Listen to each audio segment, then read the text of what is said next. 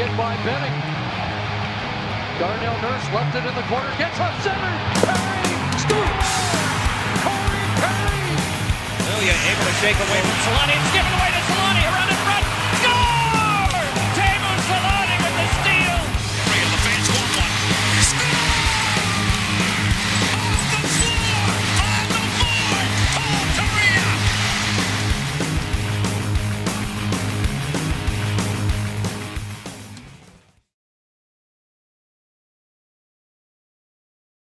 Into water paint lately. So that's just, anyways, sorry. That's something. I can see by your background.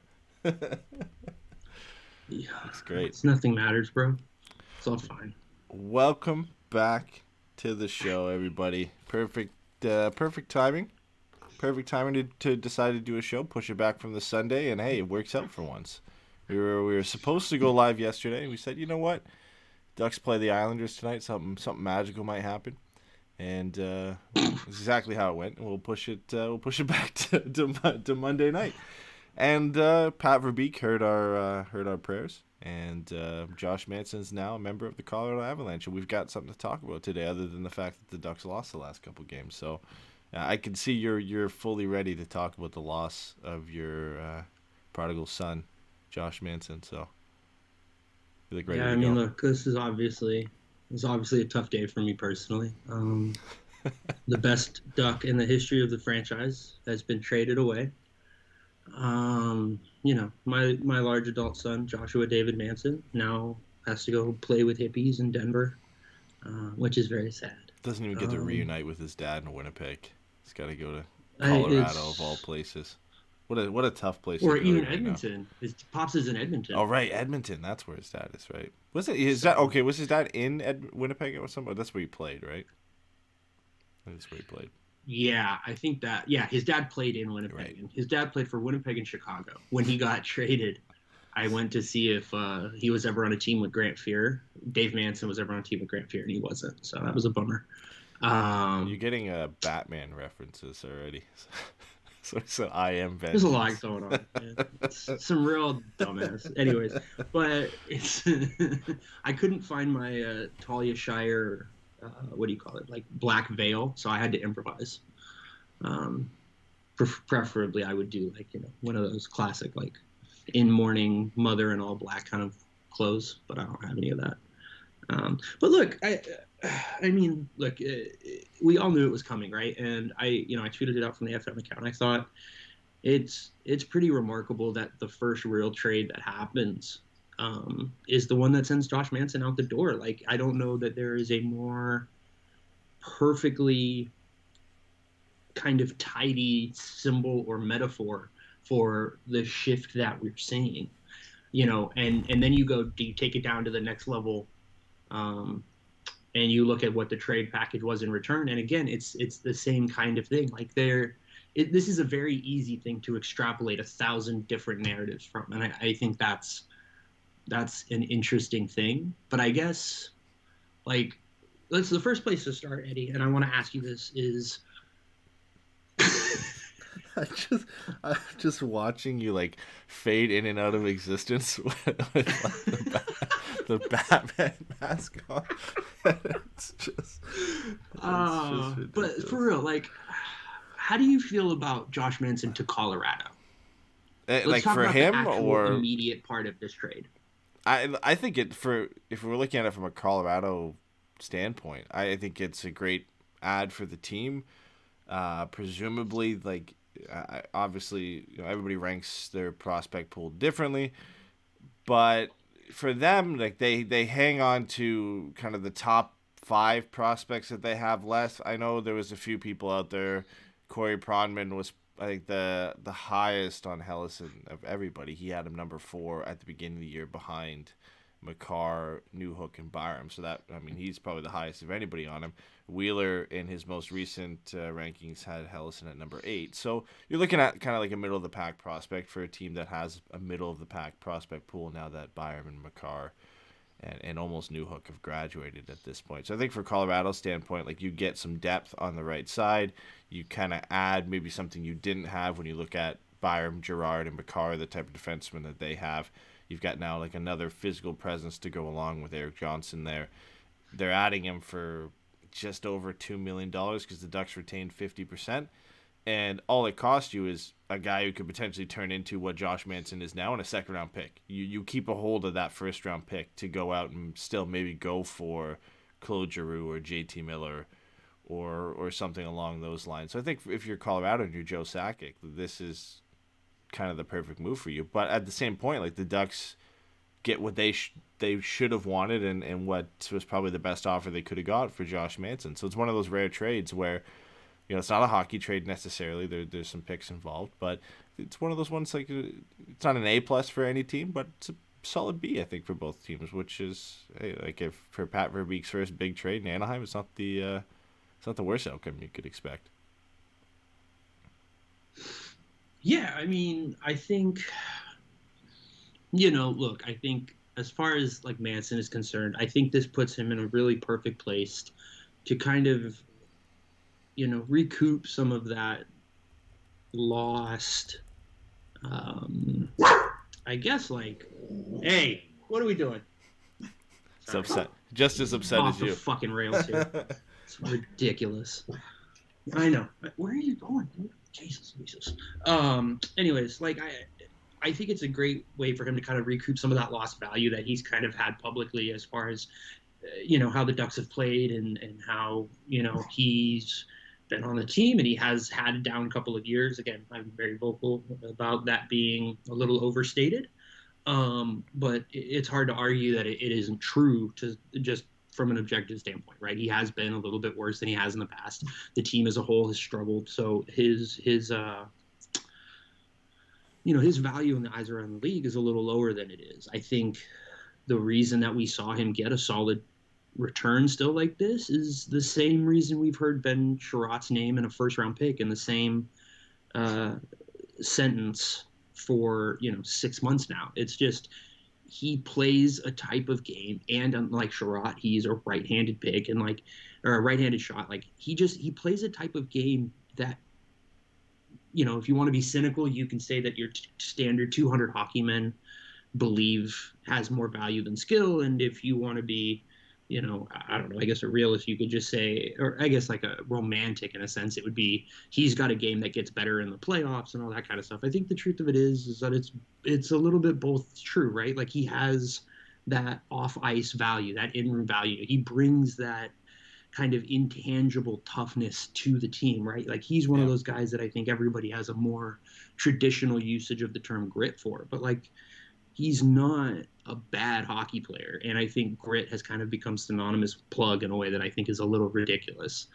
But he's a really good player, and he's going to do a really good job for them. He's going to give them a very specific element. He's going to probably end up in a role that I've always wanted for him, which is he's going to end up basically being the right-handed training wheels for a super skilled young left-handed defenseman. You're going to have Girard or Byram or one of these guys play with him, and they're going to be able to excel in a role that is going to be very easy for them because he's going to be back there. He's going to make sure that they have space. He's going to be able to go and do the things in front of the net that's maybe some of your smaller modern defensemen can't do.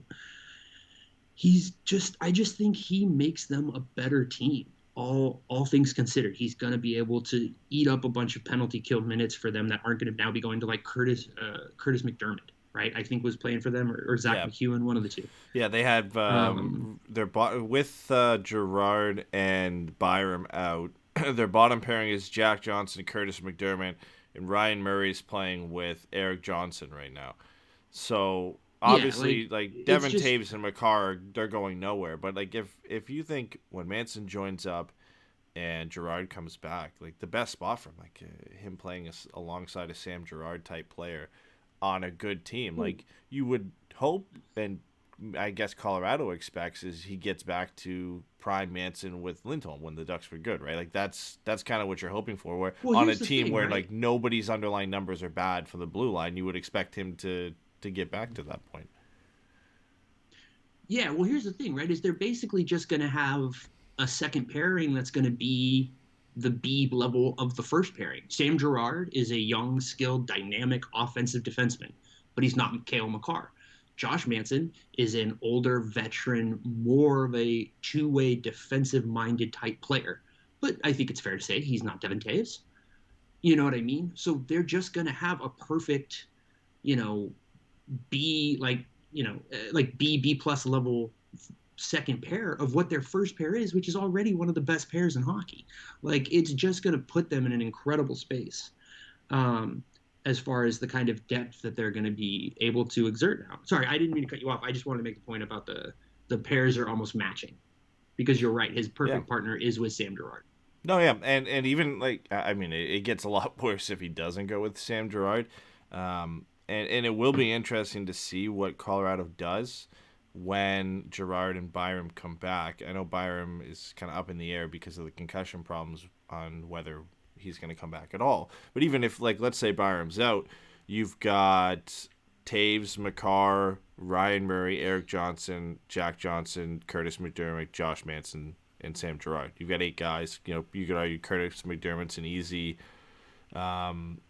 seventh man, but you've still got some wiggle room there. Than Jack Johnson, somebody get dealt here at some point. I would imagine if the Flyers, or sorry, not the Flyers, if the Avs go out and get a guy like Giroux or JT Miller, I would have to probably imagine the defenseman goes out the door and that evens out a bit. But even if he plays with Ryan Murray on a bottom pairing, like that's not a bad spot for him to be in either. I think obviously the ideal spot for him would always be to play with Sam Girard, but now if you're Colorado and you can roll into the playoffs with Taves, Makar, Girard, Manson, Murray, Johnson, like that is one of the deepest 6 defense core I think in the entire league, and the top half is just elite when you have Makar and Devin Taves playing together. So from the Avs point of things, it's amazing. I think they'll still go and look to add another forward now with Landeskog out until the playoffs, but the rich keep getting richer, and that's usually how it works.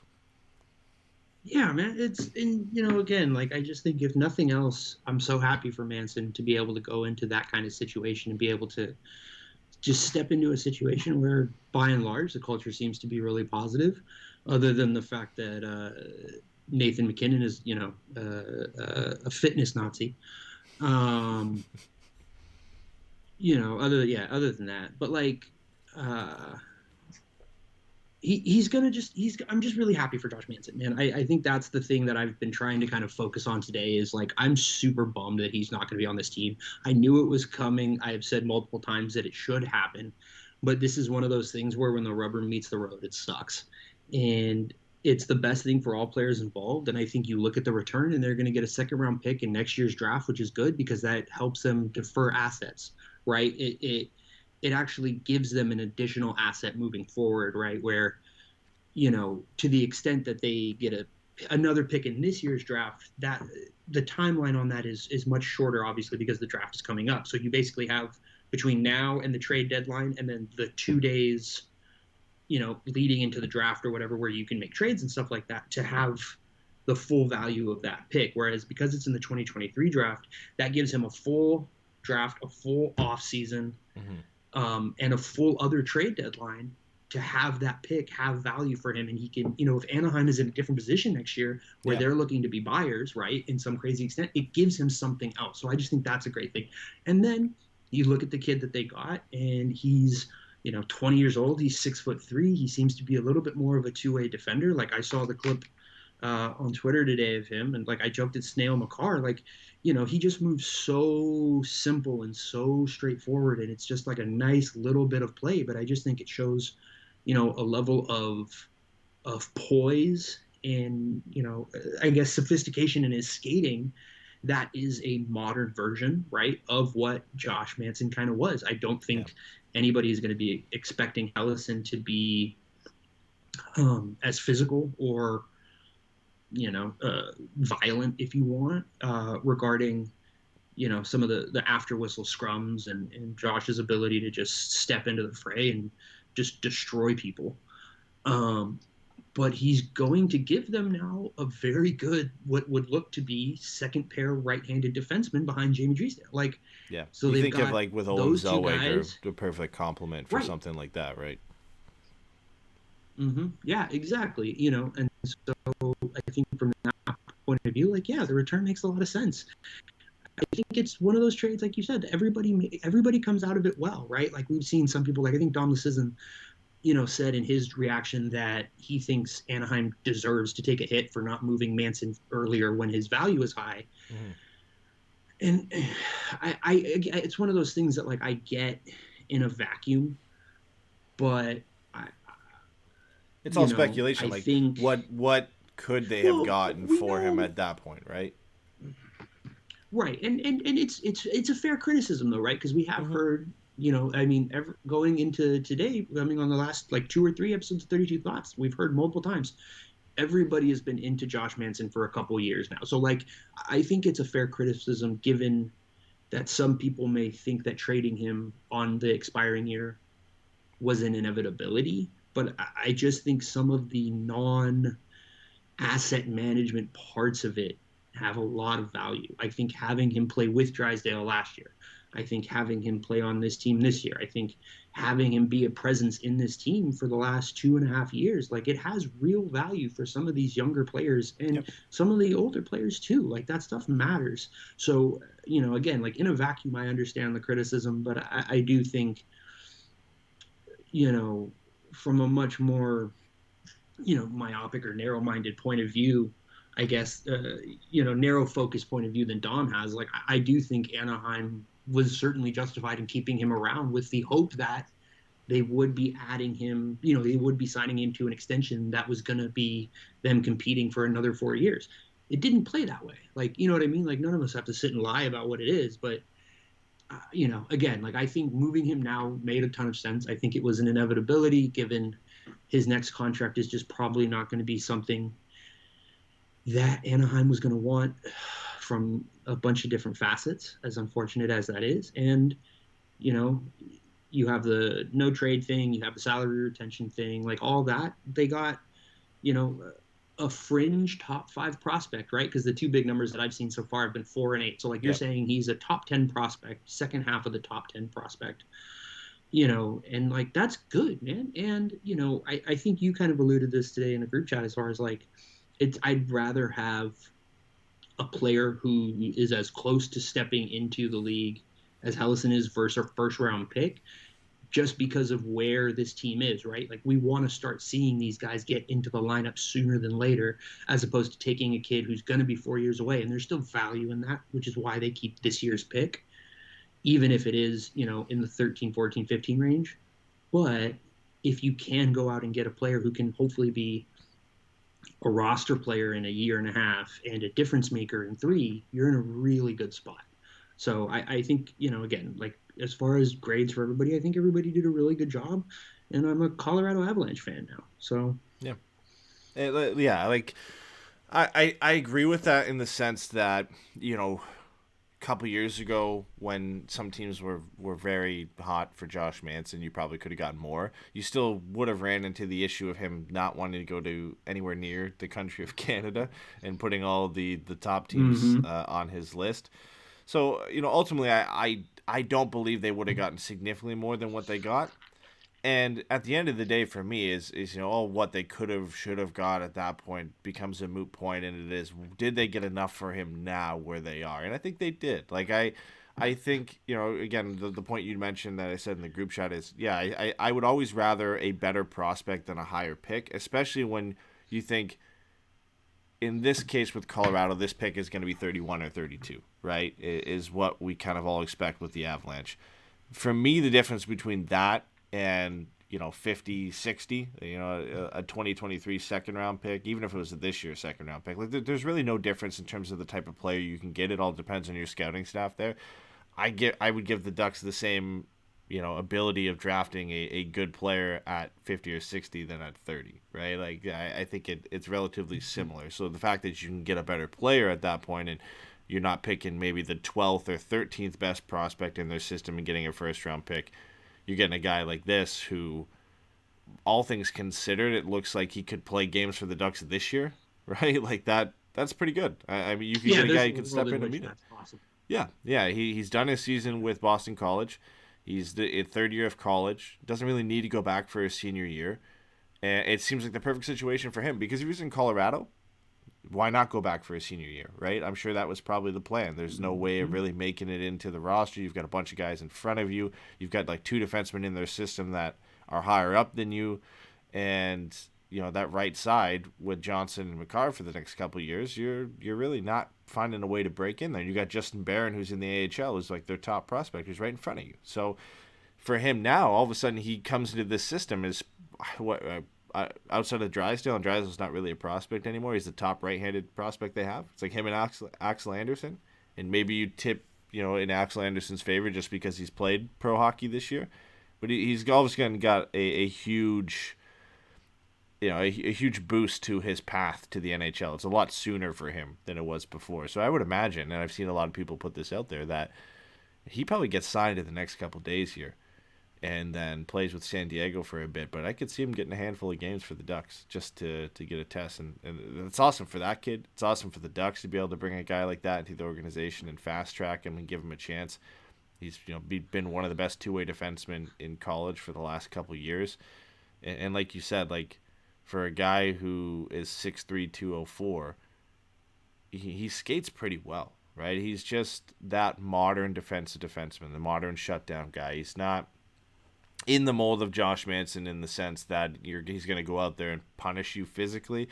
The old school kind of shutdown defenseman who you can blow by them if you have enough speed, and they're likely going to be caught out of position every now and then. But if they catch you with your head down, you get knocked out, right? In this case, he's just exceptional at kind of timing and spacing. His gap control is excellent. You're not really going to get past him.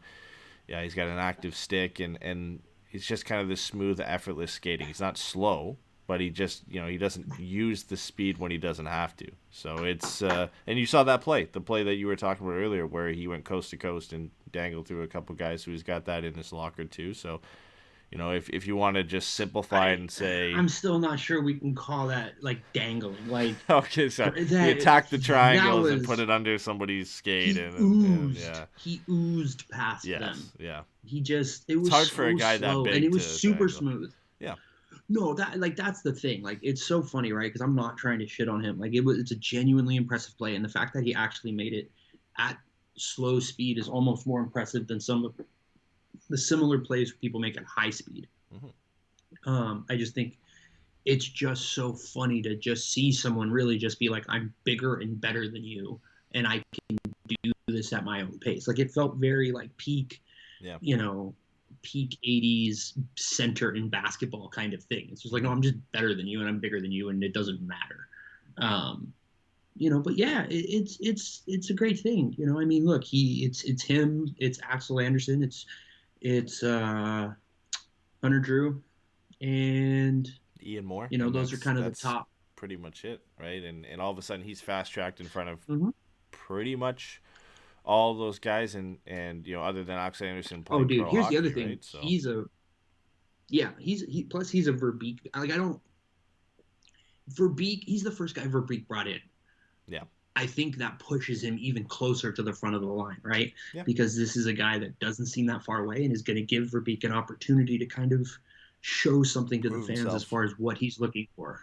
Yeah. You know what I mean? Prove that he won the trade, because this is a tough one. It's a tough first move in moving out a fan favorite like Josh Manson. For a guy that a lot of people... Is he still a fan favorite? I would say the majority of people still like Josh Manson. I'm being petulant. Don't ignore me. Just ignore me. But yeah, you're exactly right in the sense that there's gonna be a lot of people upset that they moved him, and for most people, for a guy that they don't really know, and have not either heard about before or probably won't look into, and I'm not trying to target anybody here, but the truth. So many hours in a day. Yeah, Drew Helleson just is not a guy that jumps off the page. You probably haven't heard of him before. I've heard of him a handful of times before this, and like I look this shit up religiously, and I still like have only kind of roughly heard his name every now and then. So it's gonna be one that you want to prove yourself. Get this kid in the lineup. Obviously don't rush him to a point where he's not ready, but he's close enough that you can get him in this year and get him familiar with the fans. And for Verbeek, try and get an early win, because it's going to be a tough offseason to endear yourselves to a lot of the fans when the first thing you're doing is moving out fan favorites like Manson and Raquel and Lindholm. But it's something you got to do. And it's funny, he's sticking to his word pretty quickly, because somebody had mentioned, I think it was Felix had mentioned that, every broadcast now they're releasing tidbits of this interview between Verbeek and Hayward. And a couple games ago, he was prioritizing size on the blue line. As he was saying, the rules have made it difficult for smaller D-men to defend. And, the Ducks' two top defensemen in their prospects pool right now are Drysdale and Zellweger, that under 5'11", right? So you look at some of the other guys like Thrun 6'3" and Lacombe 6'2", so they got some bigger guys there. But the first move he does to bring in a younger player is he goes out and gets a 6'3" mobile shutdown defenseman to kind of go along with what he was saying there. So if that's to kind of foreshadow future moves, on the last broadcast he said he was looking at speed to the lineup. So we'll see an acquisition of a young quick forward maybe at some point here to add to the roster. But yeah, I think all things considered, like I really do like this deal. I think you bring in a modern younger version of Josh Manson that this guy is likely going to be a 5 or 6 just already at the NHL level. And the difference between him getting to, a number 4 is how well is his offensive game going to translate to the NHL level. Can he put up 20 to 30 points while also, being this physical, shutdown, dominant defender? If he can, he's a top 4 guy. If not, he's a 5-6, and he's a specialist guy. You throw him out on the PK, still plays 19, 20 minutes a night. There's nothing wrong with that, right? At all. Okay, so this is kind of a different but similar conversation. I don't think he has to put up points to be a top 4 defenseman.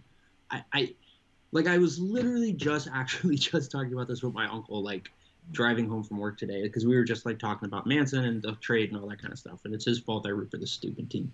But one of the things that I had mentioned to him is I don't think it's fair or realistic to expect all of your top 4 defensemen to have to be able to put up points. There is still something to being said for denying other teams from being able to score goals. You could say it's cliche or pedantic or childish or whatever, but it's dude, defender is in the position. They're a defenseman. They play defense. It is okay that these guys just be really, really good at not letting other people score. That's why there's 4 other guys on the ice, is to help accentuate that. And given what we've seen of his his handles and the fact that he's putting up 25 and 32 at BC, there's reason to be optimistic about what his offensive upside could be. But even if he just does develop into just a better skating Manson, as far as putting up, whatever amount of points, but just being a guy that can reliably shut down other players, I don't think that that's a bad thing. And I don't think it's unfair to ask for that to be a 3rd defenseman on a good team. Yeah. You know what I mean? It's Lindholm about the situation forever, right? you put these guys in. It's about implementation. Yeah, but that's exactly what I'm saying, right? Yeah, Lindholm classified as a number 1. Defense, it was, he's not a 1. Yeah. Yeah, it was always the offense wasn't there, so people were like, he's not a 1 because he's not Makar or Erik Karlsson at the time, right? So that was always the debate in Lindholm's case, is he was so good at everything else, but he wasn't. Well, he wasn't even a Doughty, right? Yeah. So that and listen, I completely agree with you. I think you can be a number 4, and you don't have to be a point producer. It just depends on what team you're on. And I think when you look at the way the Ducks are building this team, where hopefully Drysdale and Zellweger are carrying the offense, Fowler's still sticking around doing his thing, you can be a 4 on this team, whatever that is. Yeah, and whenever it is at whatever point, and be just a dominant shutdown guy, and that's your get on this team. You're that guy, and you're so valuable in that way. Absolutely. That you can be a 4, and I think the modern interpretation of being a top 4 defenseman at this point is that you kind of have to do everything well, and that just seems, just because of the way defensemen have kind of trended at this point, is you got to be a great skater, you got to put up points, you got to defend well, and you kind of get looped into this all around. You got to do everything well, and you can't just do one thing exceptional and one thing not so great. But I do agree. I think he can be a 4 on this team, but in the like what the term top 4 defenseman is almost morphed into. It's like you gotta put up points. It feels like, which is unfair because you can still be an effective top 4 defenseman without putting up points. Yeah, I mean, I just think it is unfair to hold guys to these expectations that they have to be point producers to be considered a top 4 defenseman. I just don't think that's fair, and I also think that's unrealistic. I think you're needlessly getting rid of players that can be helpful members of teams, like really impactful players. Again, when played with the appropriate players and played well, played in the appropriate situations, like that's the job of your coaching staff, is to get these guys in the best positions possible to succeed. If one of the things that he doesn't do, like if one of the things that I'm not asking of him for as a term of success is to put up 40 points, then it's on you to make sure that you are not putting him in a position where he has to produce or it's a negative, right? Like, don't put him on the power play. That's fine. Just let him play all the penalty kills. Let him play a 5-on-5. Let him be a defensive guy. Pair him with a guy like Olin Zellweger, who is just so dynamic and so skilled and smaller and faster. And it is a match made in heaven as far as being able to put a pair on the ice and be able to do both things. So I don't know. It's a little bit of hobby horse. I'm on a soapbox or whatever you want. Like, it's a little ridiculous, but I just think it's a really good player, and skating is important in the modern game. And I think more than anything, that's what needs to be focused on here, I guess, is that he is a good skater, right? That is the thing that will allow him to be, because if he was a mediocre skater, then yes, he's a 5'6" guy, right? He's your Corbinian Holzers. He's good in his own end. He's good when he doesn't have to move his feet too much, but once you start getting him moving north and south, it's a little bit of a problem. So I think his skating is a huge plus as far as his ability to be impactful and to be a more successful player higher in a lineup. And I think he's not a good skater in the same sense as Jamie Drysdale's a good skater, where like he'll blow by you. But Jamie Drysdale's not a good skater. He's a great skater. Exactly. He's an exceptional skater. But it's just like it's a different utilization of his skating. Like his north-south speed, he's not going to blow by you at any point. Drew Helleson's just not that guy. But he's so good defensively with his his spacing and his gap control that he's got some quickness to him, that he's already in such a good position that he doesn't need to make up that ground to really catch up to you, and he's got the size to kind of block you off already. So his skating is just like, the best way I can kind of say it is it's just smooth for a bigger guy, right? Like it's effortless. Right. There's not. He's got good feet. Yeah, it's not ugly. Like if it was basketball or football, he's got good feet. Yeah. It's not speed, but it's just his skating ability, his all-around skating ability is great for a guy his size, and to be an effective now shutdown defenseman in the NHL, where the guys coming against you like the McDavids, the McKinnons of this league, where they're just lightning quick.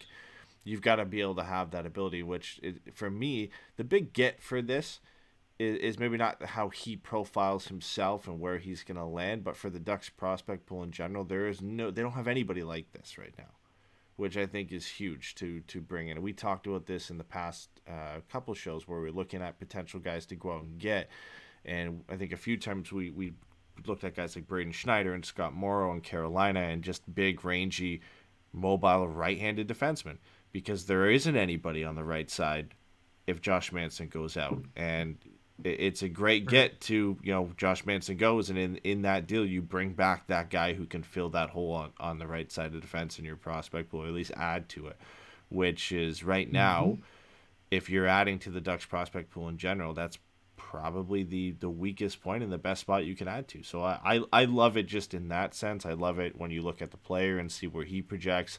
I always like to see, year-on-year production increases no matter what league he's playing in, and every year he's played in the NCAA for the last 3 years, he's gotten better.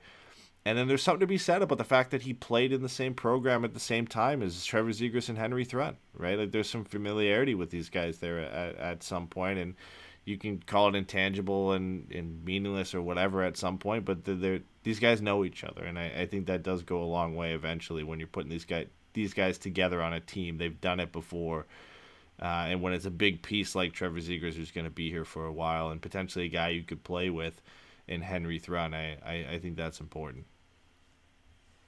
Yeah, no, 100%. I think, I mean, you know this because I, pester you with this shit in like soccer, but it's like I love that national team shit, man. I eat that stuff up. Like I love the idea of having multiple guys who play their international soccer, or in this case hockey, together, because I just think it gives them time together to do all of the things that you want them to do for you outside of you. And I think that's the part of it that's super beneficial is, they're getting other people getting their hands on them as far as getting these exposure to different ideas or different expectations or different style or whatever it is. I just think there's a lot of value to that going through that process together. But the other thing is, like you said, like it's crazy. Like when you think about it, like I think you could pretty reasonably say they've got 3 good goalie prospects in Dostal, Eriksson, and Alexander. They've got 2 legitimate top 6 centers in the pipeline in McTavish and Zegras. They've got plenty of top 6 wingers. They've got Tracy and Perreault and potentially Colangelo and Pastujov, thank you. Then they've got your lower guys down the lineup, your Perbix and Shigurl and Galimov and some of these guys. And then, you've got a good set of left-handed depth. You've, like you said, Thrun and Moore and Lakem and some of these other guys. And then the right side, like it almost feels like we're a real hockey club again, because the thing that we don't have is right-handed defensive depth. Right. And it's crazy. It's like, had it for so long. One, for 1 point. Yeah, that was the one thing Anaheim did have in spades. But 2, I think it also says a lot about how successful this scouting staff has been in finding these players and bringing them in, that like you can look to and again, the top 6 center thing is a little hard. There's only those 2 guys, but like 2 guys is better than no guys. But like with every other position, you can find 2-3 guys easy who you're like, they're in contention for this spot. And that I think is very valuable and very important. And this, like you said, is something that begins to address the deficiency on the right-hand side and with our right-hand shooting depth, and especially with, Drew seemingly moving to forward full time, and we've seen it with Brent Burns and Brendan Smith and Dustin Byfuglien. Like, different guys play back and forth for different teams depending on what is being asked of them, by the coaching staff. Like we've seen Corbinian Holzer play it forward in the NHL, for God's sakes. So there's something to that versatility, but it does seem that he is going to be expected to be like a checking winger now. And so to, again, bring in somebody who, again, one of the big issues with Drew is his skating. That's not the issue here. He's still going to have, that size and that reach. And like you said, his ability to leverage his skating alongside with his size and his frame gives him an ability to be very impactful in his own end. Hopefully he develops some of that snarl or bite or whatever you want to call it. But if nothing else, he, like you said, he very clearly addresses a point of need in this prospect pool. And you never want to pin your hopes on one prospect. That's always how you get into trouble. But it's a good start, and it's the first one that we've seen from Verbeek, and it's a very encouraging start. Yeah, the one thing I've really liked about the Ducks draft in the last few years, and listen, it has to be intentional, but I always go and advocate for drafting the best player available, but you can see like where some of these guys fit in an eventual lineup if they hit, where you have kind of all the pieces you would want for a championship team. You've got your scoring wingers, so you've got your Perreaults, your Pastujovs, your Tracys. You've got then your kind of two-way guys in Shigurl, and you've got your physical guys in Jones and Colangelo that can kind of sprinkle in the bottom lineup. And, you've obviously got your 2, A-plus pieces in Zegras and McTavish down the middle. You filled it out with some acquisitions like Milano. And then on defense, you've got hopefully your Makar-type player in Jamie Drysdale in the sense of, puck-moving, mobile offensive defenseman who can run the power play. You've got Zellweger, who comes in to kind of be a secondary guy like that, like almost a Girard, who he's been compared with in Colorado. And now you've got Helleson to be that kind of right-handed shutdown guy. And you've got a lot of depth guys coming up that kind of fill both sides of the game. Physical shutdown guys like Thrawn, and some bigger, rangier, offensive, mobile guys like Jackson Lacombe. And you've kind of built all these pieces together where the prospect pool just really complements itself. And they had that one weakness on the right side, and they said, listen, that's what we got to go out and get. And in your first move, you go out and get that. And maybe that gives you some freedom now in some of the bigger deals, which we should probably get to at some point here. And if Lindholm gets moved, and all signs point that he probably will, and same with Rickard Rakell, that the secondary needs now, and maybe going out and get another right-handed defenseman, some more scoring winger help. You can kind of be a little bit more flexible with that you don't have this glaring hole now. You've filled it in some sense, and obviously one guy doesn't really change too much, where the Ducks still have some holes on the right side of defense in their prospect pool, but it does give you a little bit of freedom, I think, to look at some other options, and maybe you fill that right side hole in the draft now that you've got another body in there. So I love it. I'm still excited for the deadline. I'm hoping that Verbeek can hold off a little bit for our live show on Monday, that we have a little bit to talk about at that point. But man, like it sucks because it's bittersweet, right? Like, it sucks to see these guys go. They've been a big part of us watching Ducks hockey over the last decade. But it is exciting to see some new blood come in and see there's a commitment to the rebuild, right? And doing things the way we kind of hoped that Bob Murray would have done over the last couple of years. That if you can't re-sign these guys, then they're out the door. And if they don't re-sign for your terms, you're not going to be raked across the coals, right? Like the latest news I've seen from Hampus Lindholm is that the Ducks want him around 5 years, and he wants more. And if that's the non-starter, like he's not going to do 5, and you're not going to do more, then we're going to trade him. And I like that approach. You stick to your guns, and you have something you're comfortable with, and if it's out of your range, then you're going to get something for him. And I ultimately think that's where it's going to go. But it's an exciting week coming up, man. It's already kicked off. The dominoes are starting to fall. It's never often that the Ducks are the ones to kick things off, right? Like, usually we're waiting until other guys have gotten traded. So. Well, that's what, like, second, I guess, athletic pimp today. Like, Gentili made that point as far as, like, this feels like the start of trade season now. Like, all due respect to Tyler Toffoli, he got traded in February, and now we're in the week heading into the trade deadline, the middle of March, all that kind of stuff. So it just does feel different. It's fascinating that the Ducks were such a central figure in the way that this deadline was going to play out, just to begin with, and then now to see them really step up and make this kind of big trade. Again, as inevitable as it may have felt, as unexciting as the name Drew Helleson is, like you said, a lot of people don't know him. Like, I hadn't really heard his name before. Like, it was one of those things where I was like, oh, is that thing? But, like, if you told me I just was thinking of Hellman's mayonnaise, like, I'd believe you. So, I think it's going to be an interesting thing. I wanted to say one thing real quick, as you mentioned about the speed that Verbeek has been talking about. I have a buddy named George Fitzgerald who writes. He's a Tampa Bay fan. He writes for Raw Charge. I think it's called Raw Charge. It's the SB Nation Tampa Bay site. It's great. I know a bunch of the writers there. They're really, really wonderful. But he made a really interesting point to me a little while ago that the thing to watch with Verbeek, that he, because Verbeek was kind of the head of scouting for under Yzerman. And obviously that was a thing that was in Tampa Bay and then in Detroit as well. And now he's coming in with, again, a scouting experience, which he earned, is his post-career from playing. Is he said, you're going to see your forwards get smaller and faster, and you're going to see your defensemen get bigger.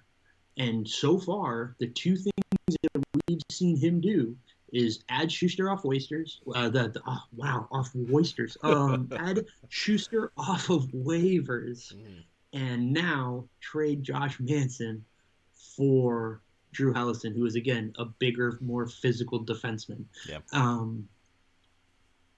Even the modern version of that, again, like I almost kind of feel Yeah. weird.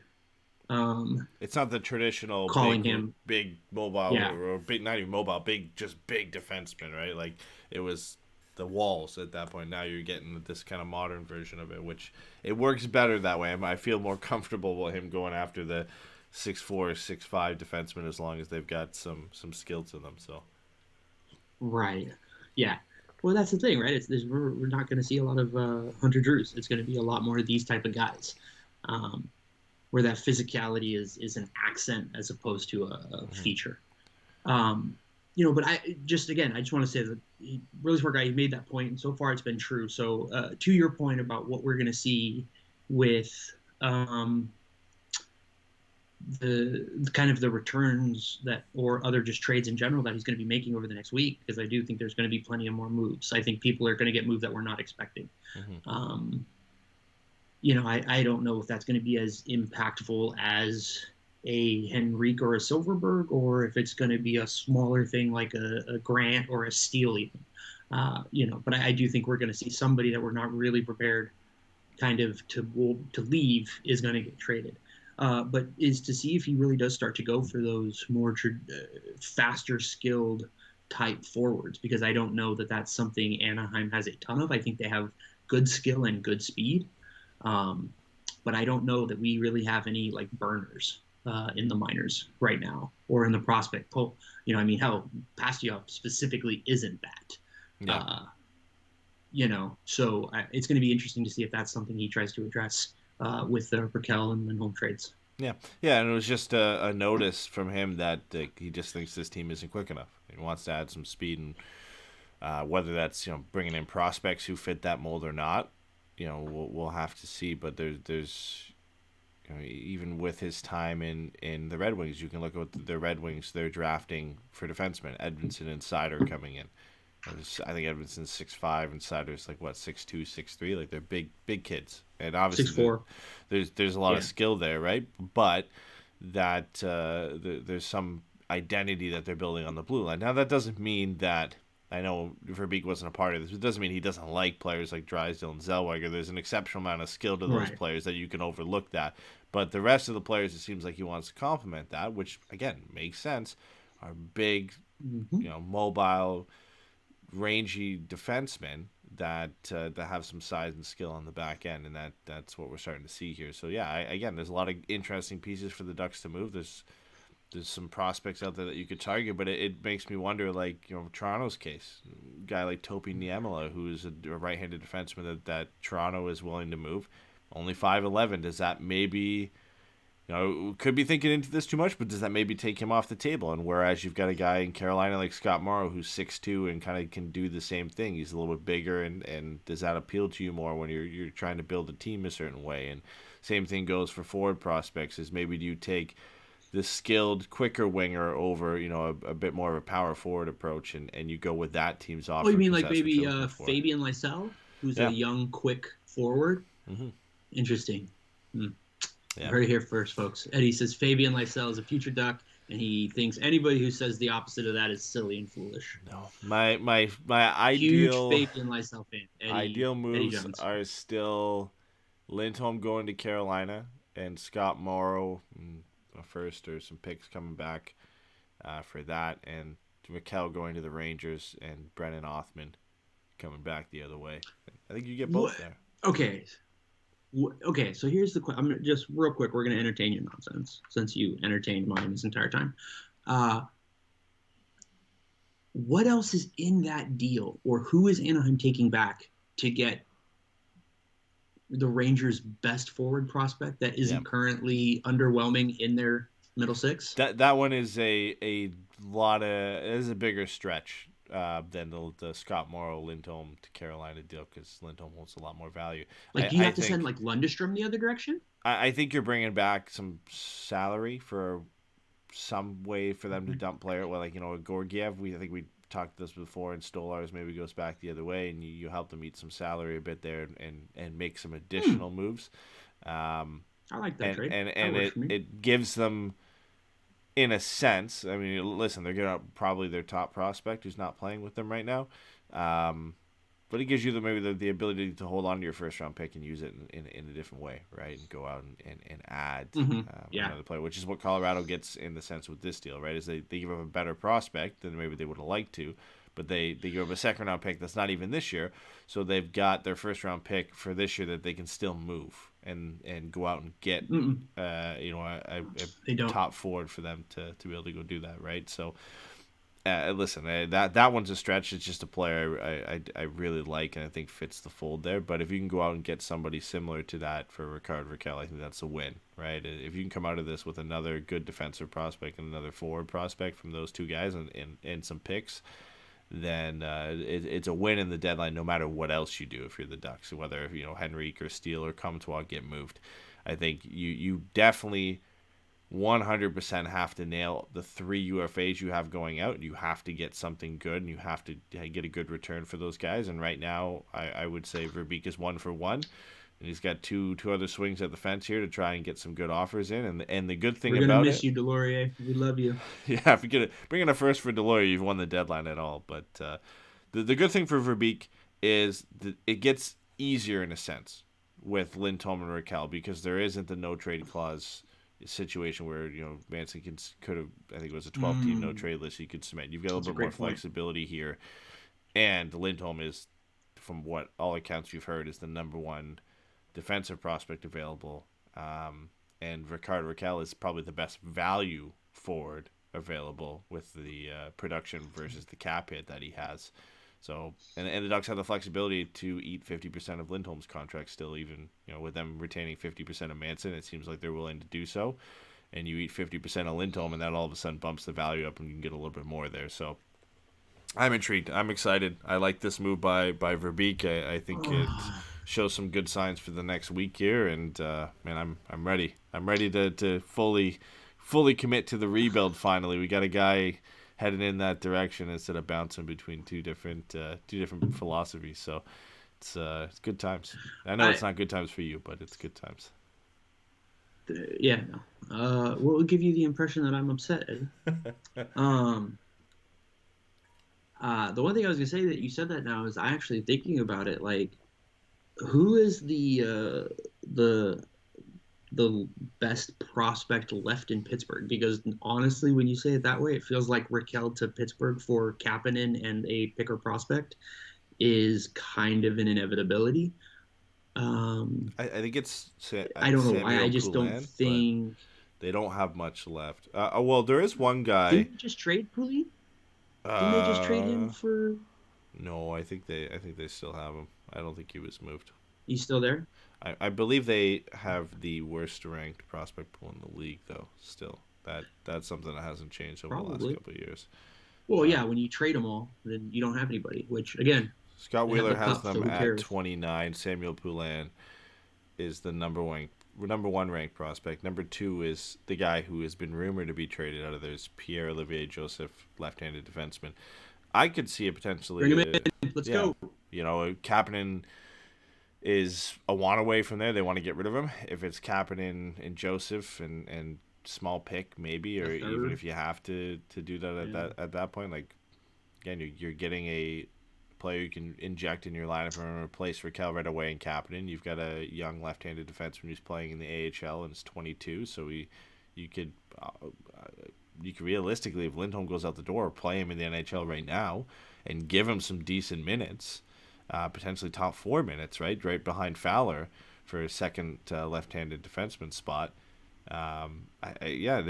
There's some intrigue there if you want to maybe avoid the prospect side of things and get some players who are 20, 21, 22, 23, and see what they can do. And he's had a pretty good run at it so far. It's just a tough roster to break into as a prospect in Pittsburgh, right? Especially on that blue line that's had kind of the same guys there for a long time. So yeah, we could see something like that. And I think that's the exciting part about this is we know these guys are going to get moved, and there's a lot of different ways you can approach it and different types of players you could bring in. And we still, we got the tidbits, like we said, he wants to add some faster forwards and some bigger guys on the blue line, but The way he could approach it, there's so many different avenues he could take, so it makes it a little bit interesting. Yeah, I mean, look, I'll fine. I'll say it. You've talked me into it. Lundestrom for Malkin, 1-for-1. Fine, we'll make the trade. But yeah, no, it's. I mean, look, we talked about this. I don't know, a couple weeks ago. I think as far as like, it was kind of scary and really exciting at the same time because we know things need to happen. We know that things are going to happen in one sense or the other, right? There are things that have an obvious need for a legitimate conclusion before Monday, right? It's either these guys are getting extended or they're getting moved. We're not letting them walk out the door for nothing. So we know what it is that has to happen. Now we get to enjoy the part where we don't know anything about the people who are making the trade, right? Like we don't know what Verbeek is really like what what he's trying to do, what he wants to accomplish. And like, again, we can piece it together from certain things of him being a part of the last two teams, a major part of the front offices for Tampa Bay and Detroit. We know the things that he has said, but there is still a degree to which ultimately what he does will be, geez, I don't know how else to say it, but it will sound really stupid. What he does will be what he did. And that will give us something moving forward to look at as far as a reference point for what to expect from him in the future. And there's 1,000 different things, and Anaheim seems to have like the three best assets that you can kind of go into this trade deadline with. A legitimate top pair shutdown defenseman, a legitimate top four right-handed shot defenseman, and a legitimate right-handed top six winger who can play center. And yeah, all of them are expiring contracts, and all of them nice deals too, like can be retained. Yeah, and like none of them are Lindholm's bad. the There's highest not a amount, Phil Kessel or anything. Yeah, he makes 5.2 or whatever, right? And Raquel, again, like we said, Lindholm, right? So he 5.205. Yeah, so it's not a break the bank, and then the Ducks can retain it, which what they did on Manson is, 4 is a lot for a competing team, but if you take him at just over 2, it's pretty nice. It's not bad. And in Raquel's case, like almost any team competing can afford him, and whether you can't maybe fit the whole thing under, you don't have to move out a ridiculous contract to fit him in. You can move out a guy who makes like 1.5, and all of a sudden Raquel's only technically costing you 1.5 in that deal, right? So they're good assets to have to move out at this point, and it gives the Ducks some leverage in the market, having 3 of the most sought after pieces. And it's no surprise that we're a week away from the deadline, and Manson has been moved out already, and the Ducks got something good for him. And as Firebites mentioned in the chat here, with what some of the defensemen are going for and what the rumored prices are, like Lindholm should get a haul. Like that's the real exciting part here, is like Lindholm. The Ducks could walk away and probably get the biggest trade deadline with Lindholm, like maybe more than what Giroux gets for the Flyers if they move him, and maybe not more than JT Miller because he's got term. But when we look at pure rentals, like the Ducks could get the best package here for one of their players, which is exciting, and it's going to be a first plus a prospect plus, which is exactly where you want to be at this point. Yeah, no, 100%.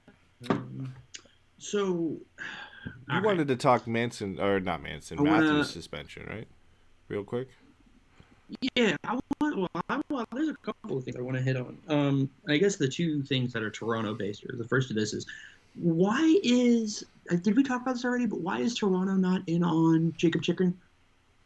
Like the fact that it has been like very clear that they are not in the rumor or in the conversation for Jacob Chychrun. How is that possible? Yeah, I don't know. Like, doesn't like a young sub $5 million with term top pair left-handed defenseman who has shown growth defensively, has good size, and has a track record of being able to produce offensively at the NHL level. Like is Kyle Dubas officially bad at his job? I don't know, man. He's starting to be getting there a little bit. Yeah, like I mean, he might be in it, and the reports are wrong, but usually like the Leafs have not really been in the mix since early on, and for whatever reason that is, the price could be too high. But at this point, like if you're a team like this, like there should be nobody else higher on your list than Jacob Chychrun if you're the Leafs. Like I know, again, like to mention in the chat here, the Coyotes are asking for the moon, which they should. But when you're looking at timelines the Leafs have to bring in a guy who only makes 4.7 or whatever Chychrun makes, and you could go Riley Chychrun on the left, and Muzzin plays on his offside on the right anyway, and I'm struggling to remember who their top TJ Brody. Yeah, TJ Brody. So, I mean, you got 4 lefties in the top, but go pure chaos. But yeah, it's honestly just it's a deal that makes sense, which is why it won't happen for Toronto, and somebody else will eventually pull it off. And listen, Yeah. I know there's a lot of things the Leafs have to do to make any deal work, salary wise. You know, they've got to get Mrazek's deal out of there at some point, because that was just an awful move by them to sign him for 3.5. They've got to move Justin Hall out of there as well. So like any deal that they make, they're also asking the Coyotes to take on salary, which if the asking price for Chychrun is 2 firsts, your top prospect plus, then you're adding on the fact that the Leafs have to get the Coyotes to take on salary. That, I think, makes it, where the price is just ridiculous, right? It just becomes to an insane level where you just don't feel comfortable doing that. You're talking like this year's first, next year's first, Topi Niemela, another top prospect from your system, plus these guys that you need to move out for salary. Then what does that come back? Because it can't really just be Jacob Chychrun. You've got to bring some bodies back because you're sending so many over to the Coyotes. So but that's, you can do that, right? You can just tell the Arizona, right? Just pick X number of minor leaguers that you're fine throwing to us, and that's what you do. Like it's Mrazek and I don't know, Kerfoot or whatever for Chychrun is fundamentally the deal. Then Mrazek and like Hull, right? Like you can make the salary work. He makes sub $5 million. The thing for me is just pay the fucking price, man. Yeah. Like it to me, it is borderline negligent to not just go get that talent. Like it just makes no sense, and I don't understand like to what point is their name not involved, like actively not involved in this. That's the thing of it, right? Because it's one thing if like you like X players available and I haven't heard my team in it. Well, look, that can change at any minute. That's one phone call away. But this is are not interested or are not speaking to. Like it's just like, how is that possible? And at what point, like, is Kyle Dubas just bad at his job? Like, I get that he inherited some of the contracts and stuff like that, and I don't really have an issue, I guess, with, paying those guys. Like, you have to pay your elite players. Like, I think everybody, given the opportunity, would probably make that John Tavares signing, as much as you can say, yeah, the back end of it might really hit you in the kneecap. But the other thing, Eddie, is I think that this is a perfect point to why a luxury tax system and a soft cap would be better, because then they could just give up the picks and the prospects, not have to worry about the salary, and then just also pay real money at the end of the year to Arizona, who need it because they've got an arena that has 50 fans. University. So, yeah, and so that's okay. So that's just that part of it. Like it's just really, and I guess we'll do more of this kind of crap on next Monday when we're goofing off trying to kill time between trades not happening. Yes, we need to save as much but the of other that as we question I had can is, like, for that day. I want to know how you felt about Austin Matthews getting 2 games for his cross-check to Rasmus Dahlin. Yeah, I'm fine with it. I think it could have been more. Again, this is where I think past history and a superstar comes into it. I think it was pure frustration. I think it's a move you don't want to see like that, where you've got a guy targeting another guy's head. Listen, I get why he's upset. This team is supposed to be good, and they're losing to a team like Buffalo. They're playing outdoors. Everybody's watching it. They haven't had a good run lately. I expected them actually to walk away with nothing. That's just kind of the way I thought it was going to go. I think it was bad enough that they had to give him something. They give him 2 games. I would say it's more closer to the 5 range, if not more. But it's the way it always goes, man. It's Austin Matthews, right? Like they were never gonna give him more than 2. It was just never going to happen. Like, it would have had to have been egregious. And I think Dahlin didn't leave the game, right? He ended up staying in, I think. So there's I believe always so, there's yeah. always something that kind of plays into that. But yeah, again, like we're in a league that they got to market the superstars the way Matthews is playing right now. This guy was never going to miss more than 2 games. So I want to ask you now 2 follow-up questions, and they're kind of leading, but I don't mean them to be. Do you think the NHL would have suspended him if that game wasn't an outdoor game on national TV? Like, let me say it this way. I'll just tell you how I feel, because I feel that suspension is specifically a response to public pressure from the moment that happened in the game until today when they announced it. Like, the amount of public pressure on Twitter from people losing their minds over what Austin Matthews did. Like, I don't think he would have, if that's just a Tuesday game, the exact same thing, but just a Tuesday game, he doesn't get suspended. That's how I feel about that part of it. I can see it. Like, I definitely think he got more notoriety because of it. I still think it's Toronto, it's Matthews. It's going to get attention, no matter what. That's fair. The outdoor game adds to it, but the player and the team he plays for, that was always going to draw enough eyes for it to be an issue. I feel like that's fair, but the only thing I would say to that, I guess, is that, like, we've seen similar-ish incidents from players like McKinnon, Crosby, and Connor McDavid. True, yeah. Where they've gotten off. So I totally understand. And then, do you think Dahlin deserved to get suspended or fined of his own accord? Or do you think what he did was within the play of the game and Matthews overreacted? I honestly didn't see the first part. What did Dahlin end up doing to lead to that point? They kind of were like fighting in front of the net, and Dahlin gave him one good cross check, and Matthews kind of ended up like folded over, and he gave him another good one and sent him teeth first into the crossbar. And that's what Matthews was responding to, was consecutive physical cross checks, one of which sent him face first into the bar.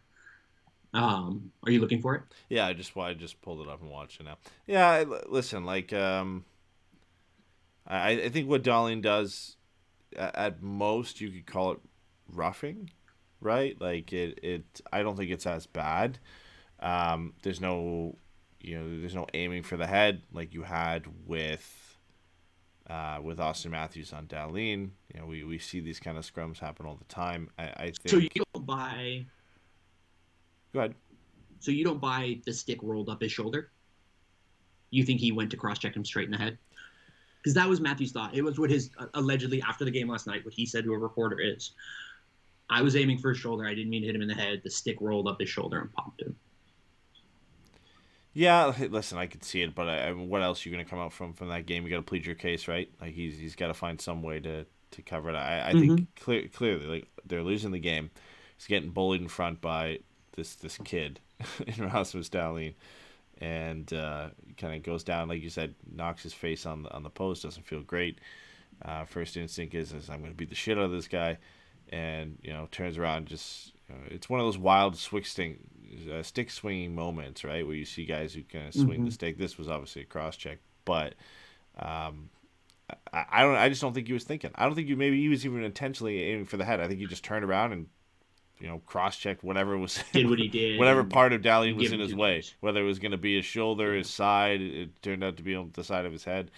I think it's just frustration. You black out, and you kind of that's what happened at that point, and it was unlucky for him that he went for the head, or as Brett said, aimed for the shoulder, but just missed it and got all head. Like, it was a mistake at the end. He deserved the suspension. I don't think it makes him a dirty player. Like, listen, I'd be fucking frustrated in the position that he's in right now. This guy's smoking everybody in the league in terms of goal scoring right now, and his team still loses because they can't keep the puck out of the back of the net, and then they're losing against the Sabres outdoors in Hamilton. So I can forced to show up in construction gear and hold Tim Hortons cups, and it was just a rough day in general. I don't know if you saw that. But I did. yeah, it was a rough day, like the rough village rough people, week man. all around for Shit was Matthews. So Classic. he's got a couple days to cool off and come back and continue to do what he does, which is make teams that play against him, rethink themselves because he's just that good. Yeah, so, no kidding. Yeah, it's a tough one. But at the end of the day, I think what Dahlin does is within the within the rules. It's borderline roughing, but it's one of those games you kind of let the guys play. And Matthews, his response, whether he meant it or not, is it's outside the rules, and he got what he kind of deserved for that one. So. Yeah, I get that. I mean, I would say for me personally, I feel like for me, the part of it that goes that takes it outside of a normal scrum is the fact that there was nobody around and he sent him face first into the crossbar. Like, that's the part of it to me that I think is distinguishable from anything else. I also, I get you cross-check a guy in the head, you get 2 games. Like, I think that's reasonable. I get that some people think it should have been more, but to your credit, or to your point, he was a star that was never going to happen. That doesn't bother me. I definitely think it's fine that star players get treated differently than other players, whether it's calls or no calls in game, or it's shit like that after the whistle. Like, it doesn't bother me. Like, for him too, they're the ones who make the money. You know what I mean? Like, you got to do what you got to do. Like you said, he's destroying the league in terms of goal scoring. He's the most exciting player in the world right now, and he was never gonna not miss. Yeah. He was never gonna miss significant time. But yeah, I just want to get your thoughts on it because I saw a lot of different people talking about it today, and I just felt like, I don't know, I feel like it's kind of we're getting more and more into big hubbaloos about nothing, but I also know that I'm just like a cranky old person. So, all right, I want to wrap it up here. We had a question from a new viewer in the chat. It was answered by one of our chatters, but I just wanted to answer it on the show. So asking if newly acquired Drew Helleson is signed. He's going in his 3rd year of college, doesn't have an entry-level contract. No, he's not signed right now. The Ducks have the ability to sign him at any point that they want to. He has the option to tell the Ducks, though, that he wants to go back for his senior year, his final year of college. So the option right now is up to Drew Helleson. I would imagine he signs and plays with San Diego for a bit and gets a handful of games with the Ducks. That's the way I approach it. I can't imagine he goes back. He has nothing left to prove in college, but sometimes guys just like to figure it out. Now, it's a bad situation potentially for the Ducks if he does go back for his senior year, because we run into that Justin Schultz type situation where he can become an unrestricted free agent because he isn't signed to a contract. So you said the evil name. Yeah, I don't want to get into that because that's negative thinking. But I would imagine, and I would put money on him signing in the near future here. Maybe the Ducks wait until after the deadline just to kind of focus on what they need to be focusing right now. But probably by early April, I would expect him to be signed and playing some games and getting a handful of games with the Ducks by the end of the year. Yeah, no, that's fine. Damn, I am so sorry, Brett. We are out of time tonight, but we will get to your question about why Johnny Hockey is better than Connor McDavid and America is better than Canada on Monday's super special trade show. We need in which I'm going to make Eddy. I'm going to get Eddy to just get himself killed as many times as possible playing Elden Ring. Yeah. And I'm just going to sit and laugh. Hopefully we can figure that out because we'll need something to do on Monday. But for anybody wondering what we're talking about, Monday's trade deadline, we will be live in some capacity trying to do a show and just kind of shooting the shit while we have the trades running. Yeah, both have the day off, so we got to find something to do on that day. And I would hope that Lindholm and Raquel can hold it out a little bit, and Verbeek can wait until Monday so he can give us some content, at least Sunday night, so we can spend the first couple hours talking about the Lindholm trade and the Raquel trade and some of the big deals as they come in. But as the deadline has worked over the last couple of years, there is usually not much going on for Monday, so we'll see. We're going to be on here no matter what. I don't know. We got Kevin Weeks, Insider now, so... Yeah, we might start modernizing getting the game too. Announcements video announcements of for trade. I know it was awesome, dude. What's up, hockey fans? Dude, it doesn't keep me care about being the it. first. Like that. That's what I liked. isn't worried that somebody else could beat him to it. Like, took the time to record the video and post He's it. the Wait for the video to upload onto Twitter for him to post it.